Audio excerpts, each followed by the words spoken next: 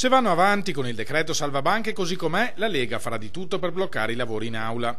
Lo annuncia il segretario del Carroccio Matteo Salvini. Capisco e comprendo fino in fondo la sua posizione, gli fa eco il governatore veneto Luca Zaia e la condivido.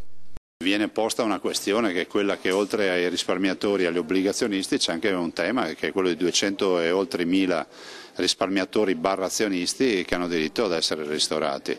Non è che voglio fare il guastafeste, però penso che questo sia senso della posizione della Lega a livello parlamentare. Poi staremo a vedere cosa verrà proposto nella discussione in Parlamento e anche le giustificazioni e motivazioni di tutto ciò. Voglio ricordare che noi abbiamo scoperto a nottetempo che queste banche erano sostanzialmente defunte e pensavamo qualche ora prima di avere ancora banche sane in mano.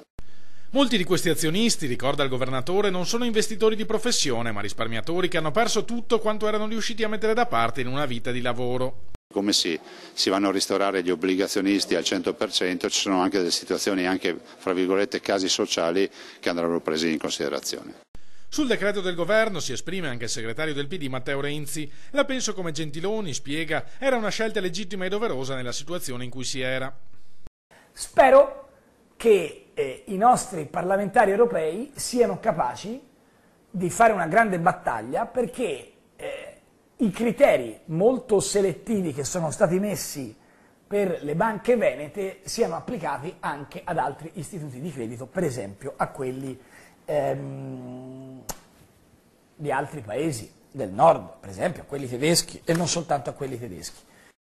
La decisione sulle banche venete non ha aggirato le regole, conferma intanto la commissaria europea alla concorrenza Margrethe Vestager. Il sistema di regole che abbiamo lascia spazio alle differenze dei diversi sistemi bancari e la Commissione europea è autorizzata dal legislatore a usare queste norme al servizio dell'economia. La Procura di Roma ha intanto chiesto il rinvio a giudizio dell'ex AD di Veneto Banca Vincenzo Consoli, dell'ex presidente Flavio Trinche e di altri 9 tra amministratori e manager per presunte irregolarità nella gestione dell'istituto di credito tra il 2012 e il 2014. Ostacolo all'esercizio delle funzioni delle autorità pubbliche di vigilanza, reato contestato dall'accusa. Consoli e Trinca sono accusati anche di aggiotaggio.